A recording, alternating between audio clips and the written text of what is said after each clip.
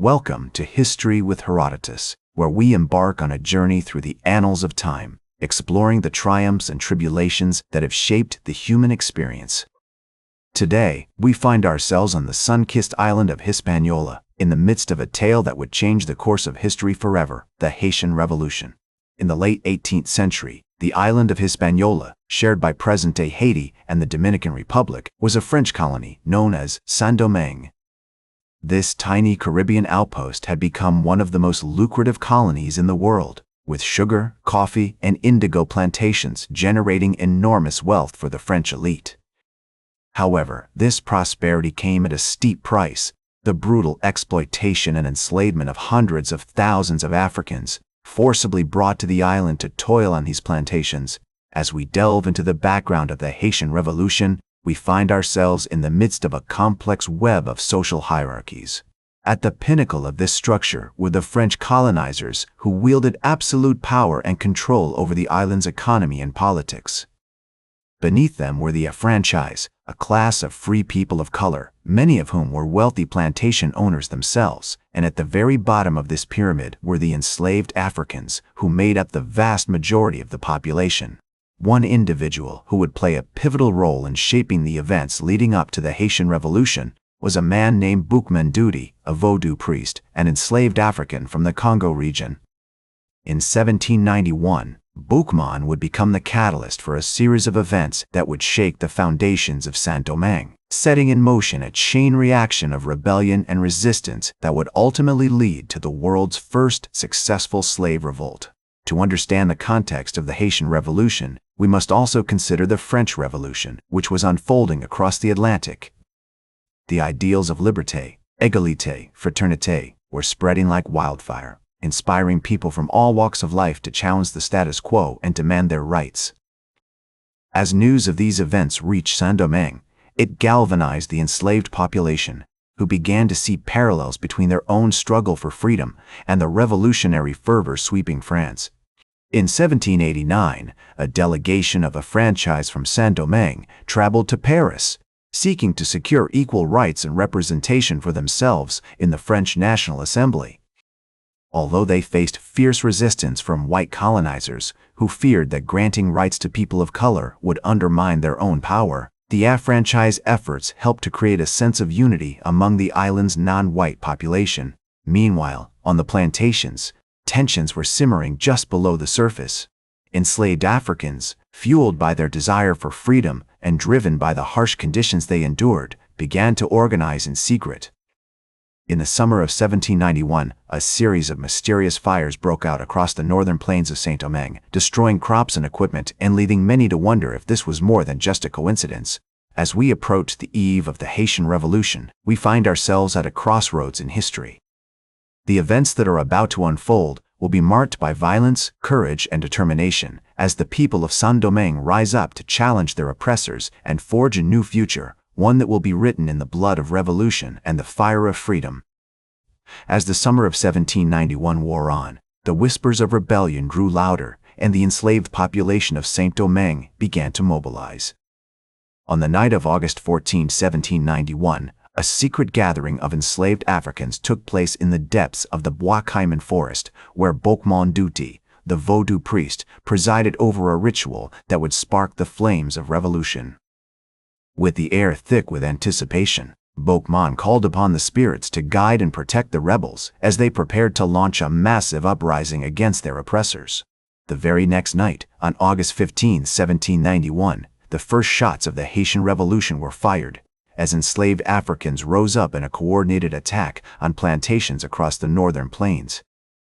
The rebellion spread like wildfire, with thousands of enslaved individuals joining the fight, burning crops, destroying equipment, and targeting the French colonizers who had long exploited them. By August 22, 1791, the city of Cap Français, the largest urban center in Saint-Domingue, was ablaze as rebels stormed the streets, seeking to overthrow their tormentors. As the rebellion gained momentum, a young enslaved African named Toussaint Louverture emerged as a key leader. Born into slavery around 1743, Toussaint had risen through the ranks of the plantation hierarchy, becoming a coachman and eventually a free man.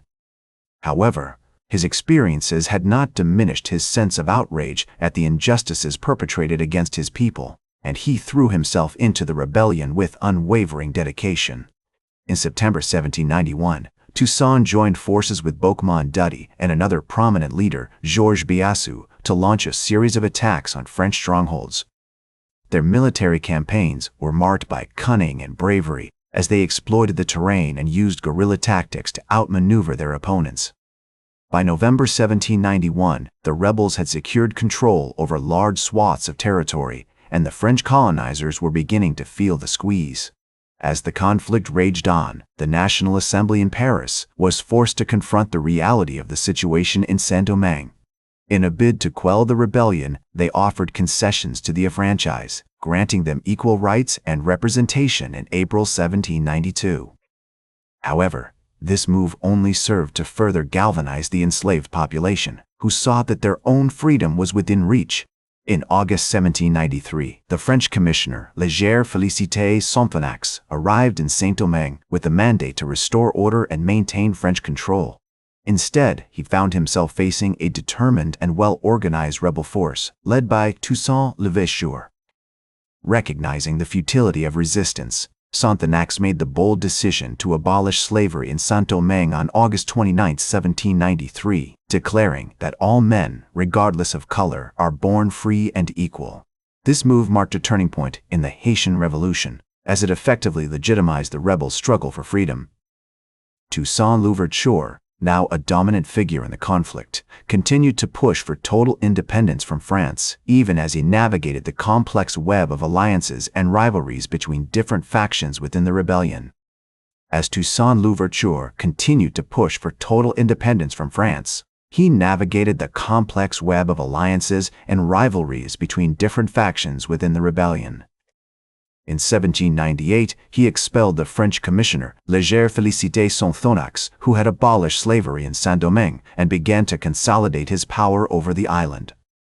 However, his leadership was soon challenged by a new French expedition, led by General Charles Leclerc, who arrived in 1802 with a large army and a mandate to reassert French control. The conflict that followed was brutal and devastating, with both sides committing atrocities against civilians and prisoners of war. Toussaint Louverture was eventually captured and deported to France, where he died in prison in 1803. However, his legacy lived on through his lieutenant, Jean-Jacques Dessalines, who continued the fight for independence and ultimately led the Haitian army to a decisive victory over the French at the Battle of Vertières in November 1803. On January 1, 1804, Dessalines declared Haiti's independence, making it the first independent black nation in the world. The Haitian Revolution's impact was felt far beyond the island itself.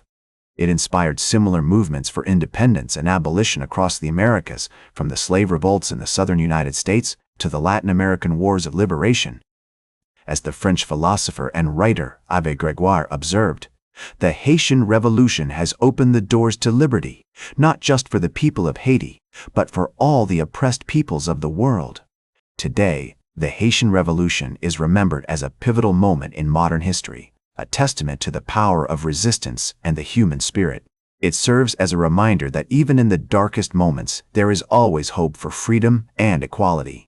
The Haitian Revolution's influence can be seen in the many movements for social justice that followed, from the civil rights movement in the United States to the anti-apartheid movement in South Africa. It stands as a beacon of hope for all those who continue to struggle against oppression and inequality, a reminder that even the most powerful systems can be challenged and transformed. It is a testament to the human capacity for courage, resilience, and determination, and a reminder that even in the face of overwhelming adversity, we always have the power to create a better future. That's all for today's History with Herodotus. Remember to like, share, and subscribe. And until next time, remember that to understand the present, we must first understand the past.